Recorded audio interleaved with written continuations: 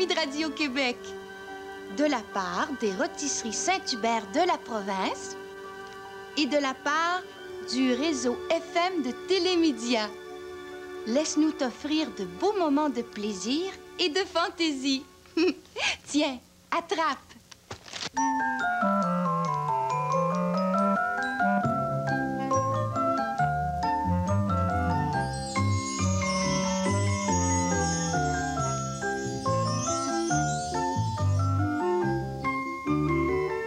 Bonsoir. Bonsoir.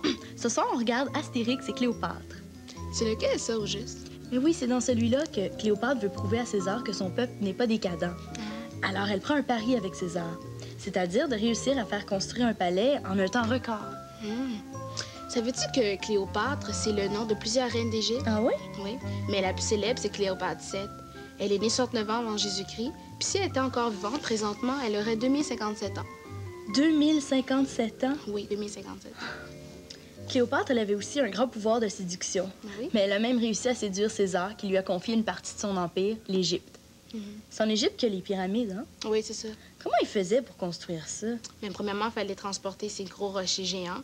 Puis la construction, elle a pris exactement 1000 ans. 1000 ans? Mais oui, parce que c'est des grosses roches. Il fallait les tailler aussi dans la carrière, donc ça a pris beaucoup de temps.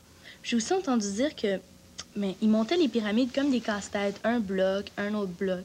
Les Égyptiens étaient très bons là-dedans. Puis il y a aussi comment ils faisaient pour les transporter, ces blocs. Oui, comment ils faisaient ça? Bien, ils avaient des radeaux ou des attelages d'esclaves. Il y avait aussi des boulots qu'on mettait sous la roche, comme ça pouvait glisser facilement. Ils mettaient du beurre aussi et de la cire d'abeille. Comme ça, mais ça allait plus vite aussi. En parlant de grosses constructions, tu t'en souviens-tu quand on a appris à l'école, quand on avait parlé de l'île de Pâques?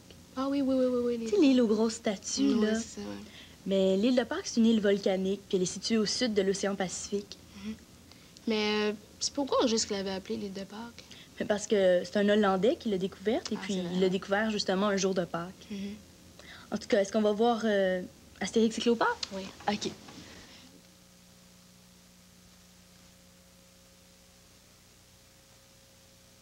Radio-Québec t'invite à participer au concours Palmarès Ciné Cadeau.